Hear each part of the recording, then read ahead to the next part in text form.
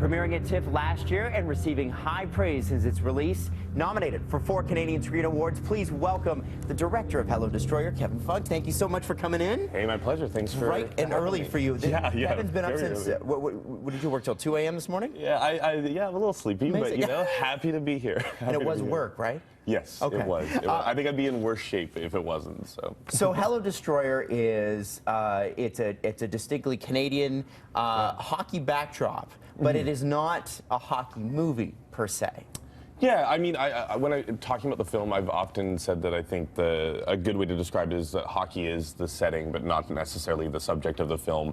Hockey is definitely an institution we use to talk about broader issues of systemic violence in culture. And I mean, I think someone can watch it and see it just as something that is applicable to hockey, but the goal is certainly to reach beyond that as well. So the general storyline is this: there's a hockey player, he's on top of the world, he's a great player, and then act of violence during a game changes him forever, right? Can't play, and things. I don't want to give away the movie, but yeah, no, it's sort of this act of violence that that sort of sparks a change in his life, a pretty dramatic turnaround, U-turn in his life,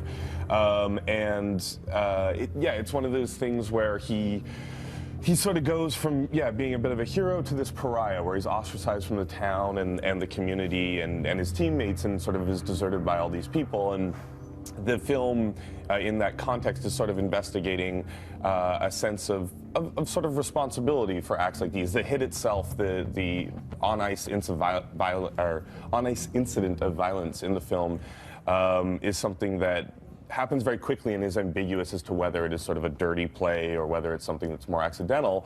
And the film really dives into being an exploration of responsibility and justice, and also how we as fans and viewers hold a sense of culpability as well in these situations, and sort of explores the extension of beyond something of a more simple black and white idea of justice. And it's a little bit scary. The idea, that everything that you've worked for your entire life, because hockey players, they start when they're 5 years old. You work for this in your entire life, and in an instant it's gone.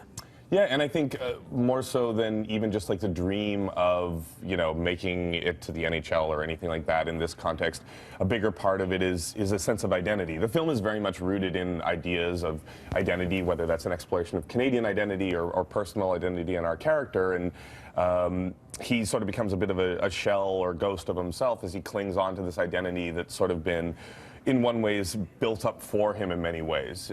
He's not a character who has a lot of agency in terms of defining much about himself. And so all of a sudden, when that's stripped away, he's left in a pretty desperate place of crisis, because he just doesn't have very much to anchor onto. Well, it's something that'll make you think. It really pulls the real out of you, and especially if you're a former hockey player, not a good one like myself or like Kevan, it's gonna make you it's gonna make you really go down deep. Don't miss Hello Destroyer. Seriously, it's opening at the TIFF Bell Lightbox today. You can meet Kevan tonight at the 7 p.m. showing, and congratulations on the 4 CSA nominations. Thank you very much. Very cool. Not bad for his first feature film. More info at tiff.net. We're going to take a break. We'll be right back on Breakfast Television.